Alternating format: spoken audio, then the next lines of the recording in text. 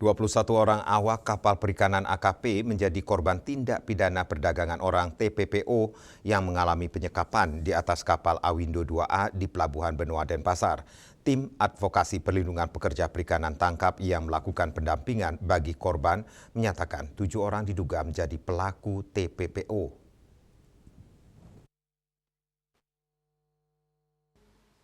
Konferensi pers digelar kantor YLBHI Bali.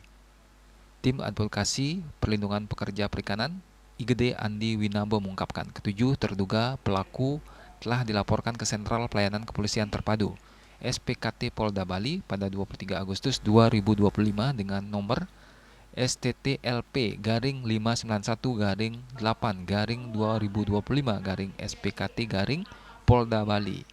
21 orang korban yang berusia 18 hingga 47 tahun direkrut melalui media sosial Facebook oleh calo yang sebagian besar berasal dari Pulau Jawa.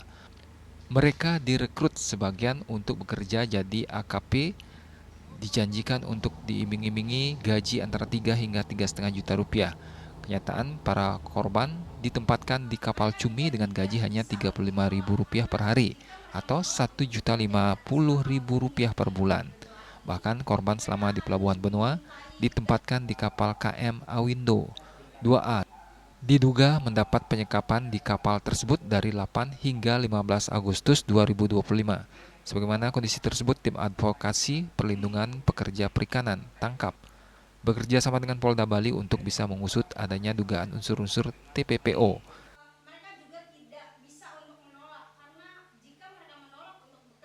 Saat ini penyelidikan masih dilakukan terhadap 7 orang yang diduga pelaku, yakni pihak calo atau agen. Ada 3 orang dilaporkan yang berinisial TS, R, dan A.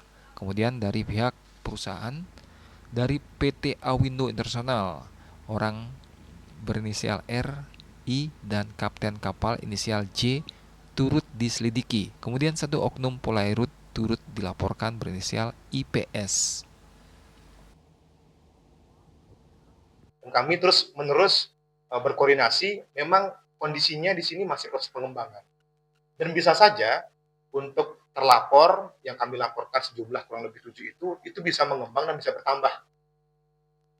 Tetapi kami menekankan memang unsur-unsur ketiga ini, calo atau agen, perusahaan, dan oknum Polairut itu bisa dijerat dalam dugaan pasal TPPO ini.